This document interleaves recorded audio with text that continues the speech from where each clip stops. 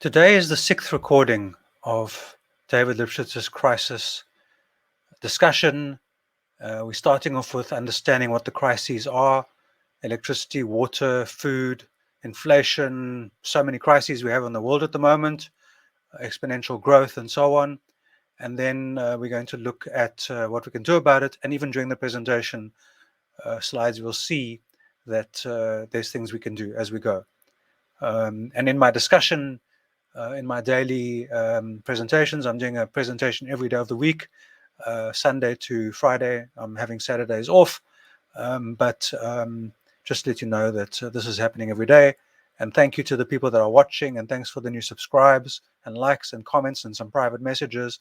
I appreciate everything to do with the channel, and it's quality rather than quantity. And if there's 171 people at the moment and there's 80 people watching my videos, obviously some of them haven't subscribed. That's fine. I'm happy with that.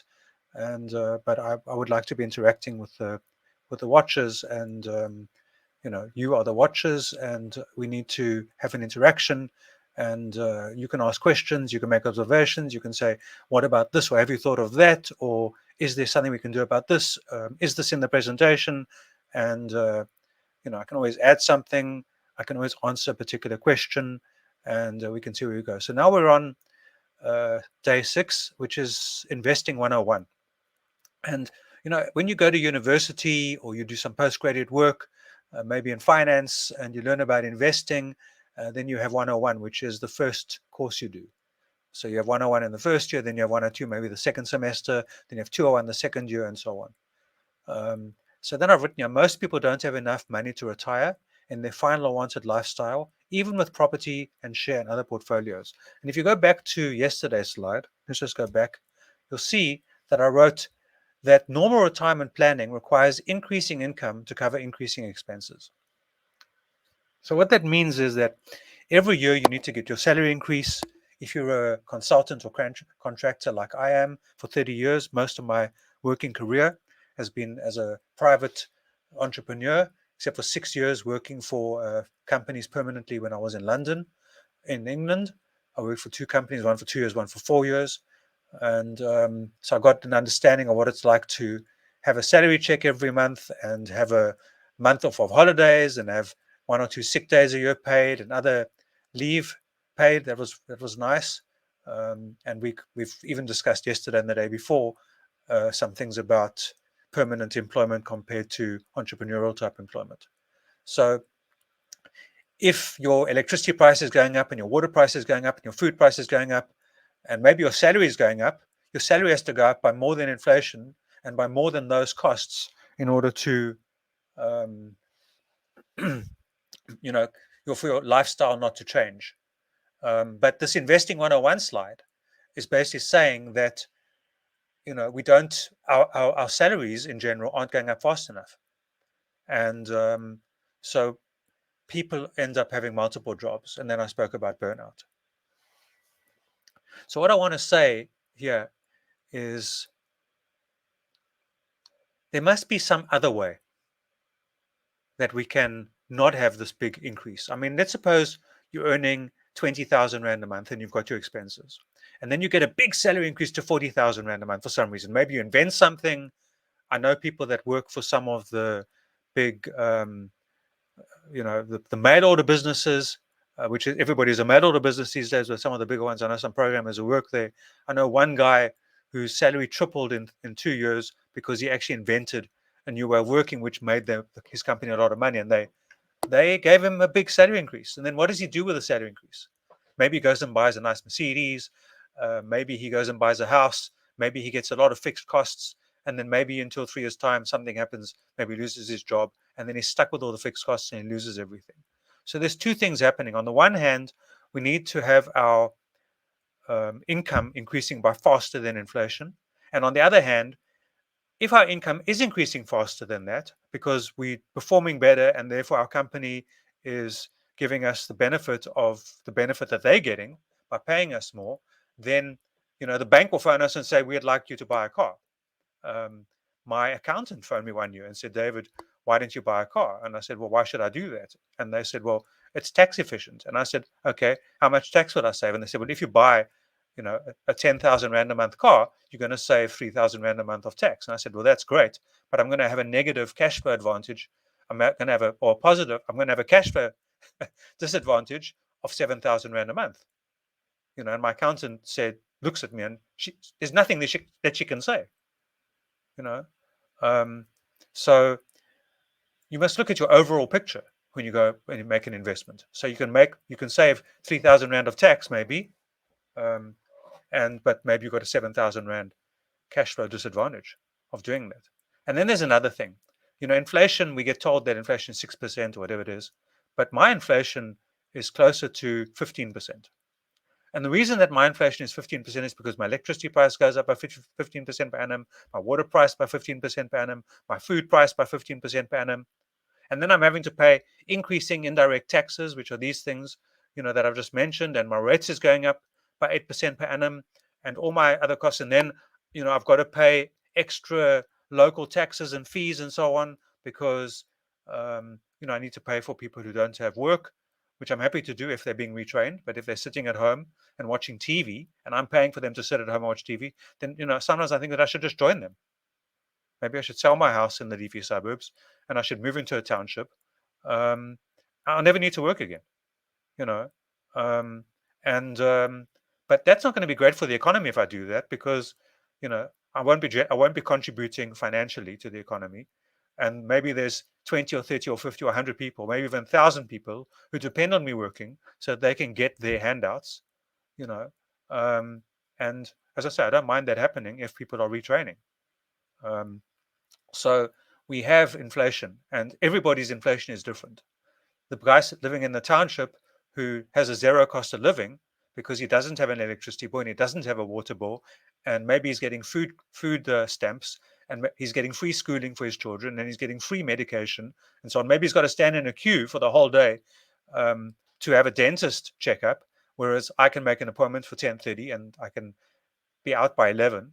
So I don't have to mess around, and I can get out of my office and go back. Maybe I've got to wait 2 hours if I have a injection or a fitting or something before I can work again. But it's not the whole day.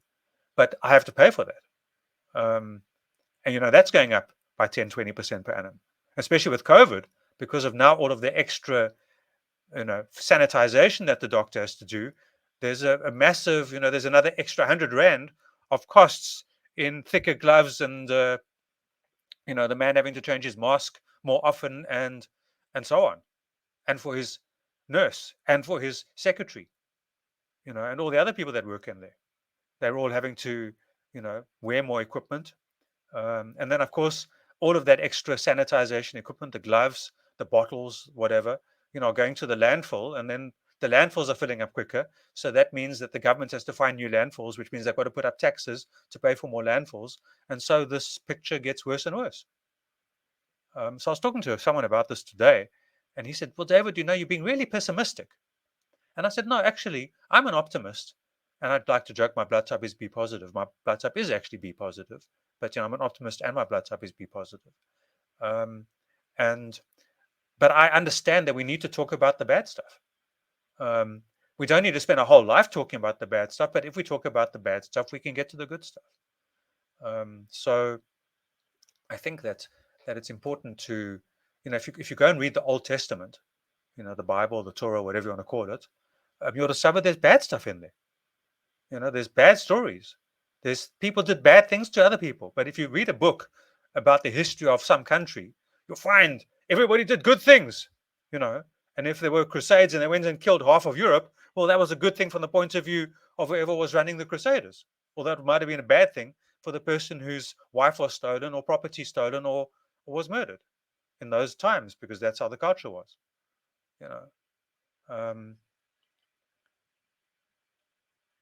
So let's get back to inflation. Everybody's inflation is different.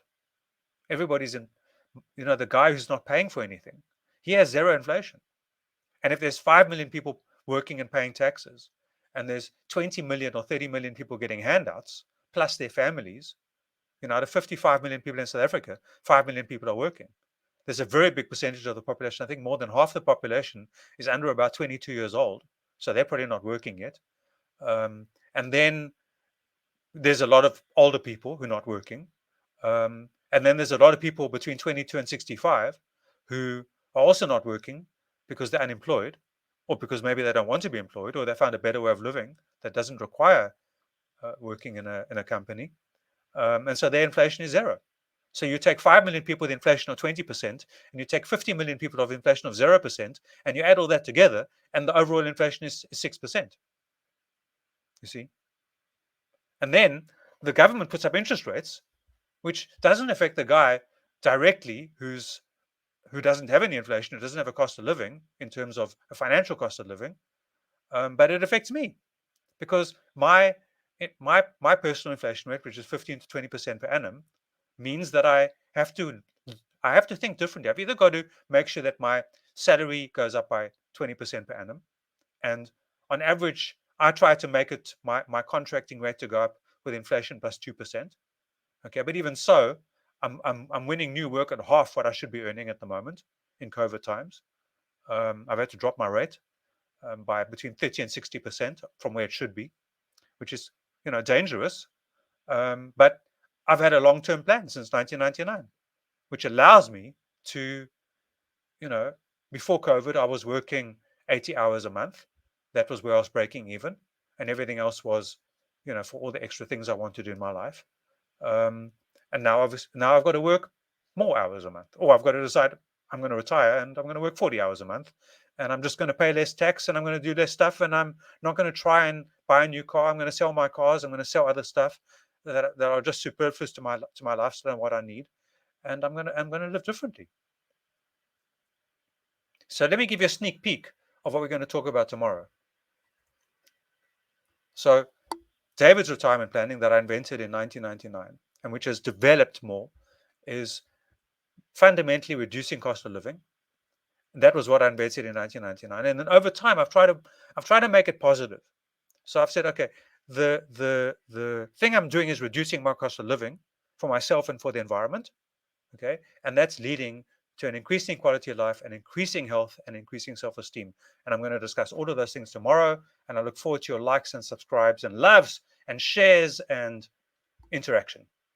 I bless you all, and I love you all, and I thank the universe for giving me this opportunity to talk to so many people. I thank Google and YouTube for this fantastic media streaming possibility, interactive newspaper in your hands. My wife said many years ago, wouldn't it be amazing if you could open the newspaper and everything in the newspaper moved? And here we are. We actually have that. You open the internet and everything on the screen is moving. So here we are. And let me just go back to this slide so you can see what we spoke about today. Investing 101. Most people don't have enough money to retire in their final wanted lifestyle, even with property and share and other portfolios. So this says everybody needs to have increasing income, and is there a better way? And the better way we're going to discuss tomorrow night. Thank you and good night.